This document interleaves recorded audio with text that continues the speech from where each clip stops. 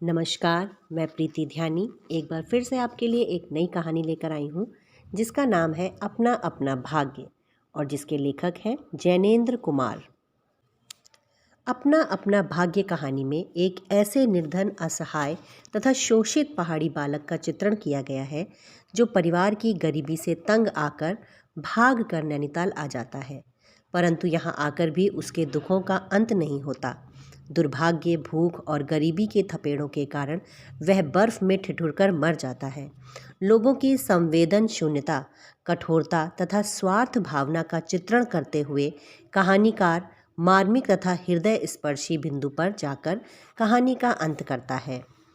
कहानी इस प्रकार है। लेखक अपने मित्रों के साथ नैनीताल की रमणीयता का आनंद ले रहा था।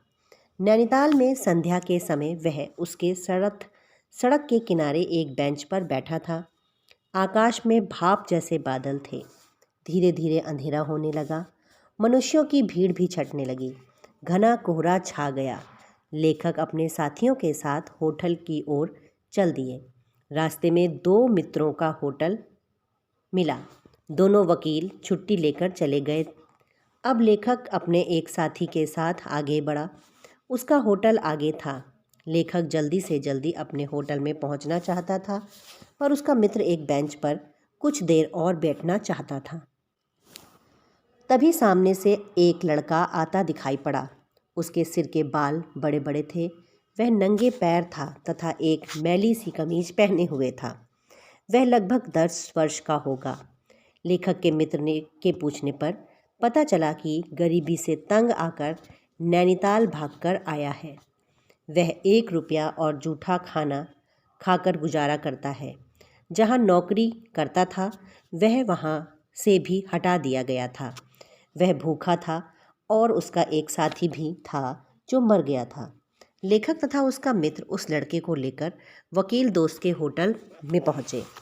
वकील को नौकर की ज़रूरत थी, लेकिन लेखक के मित्र ने वकील से उस लड़के को नौकर के रूप में रख लेने का आग्रह किया, पर वकील ने यह कहकर उसे ठुकरा दिया कि यह लड़के बड़े शैतान होते हैं जो सामान आदि उठाकर चंपत हो जाते हैं।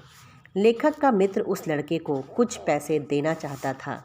जेब में हाथ डालने पर पता चला कि केवल 10 रुपये के नोट हैं, खुले पैसे नहीं हैं। बजट बिगड़ने के भय से वह उस लड़के को 10 का नोट नहीं देना चाहता था। उसने उस लड़के को अगले दिन सुबह 10 बजे होटल डी पव में आने को कहा। भयानक शीत था तथा लड़के के पास बहुत कम कपड़े थे। दूसरे दिन वह लड़का नहीं आया। लेखक और उसका मित्र चलने की तैयारी में थे। जब वे मोटर में सवार हो रहे थे तभी उन्हें समाचार मिला कि पिछली रात एक लड़का सड़क के किनारे पेड़ के नीचे ठिठुरकर मर गया। यह वही लड़का था। दोनों ने यह समाचार सुना तथा उसकी दर्दनाक मौत पर सोचा। अपना अपना भाग्य। कहानी का उद्देश्य आज के युग में व्याप्त स्वार्थपरता, मनुष्य की हृदयहीनता, संवेदन शून्यता तथा गरीबी का चित्रण करना है।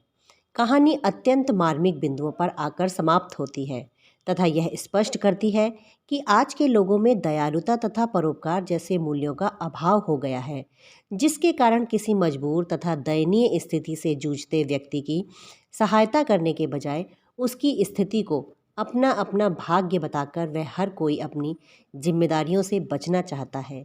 अमीर लोग अपनी संपत्ति के कारण मौज उड़ाते हैं तथा दूसरी ओर दूसरों के दुख दर्द से उनको कोई सरोकार नहीं होता और वे उसे अपना अपना भाग्य कहकर हट जाते हैं। धन्यवाद।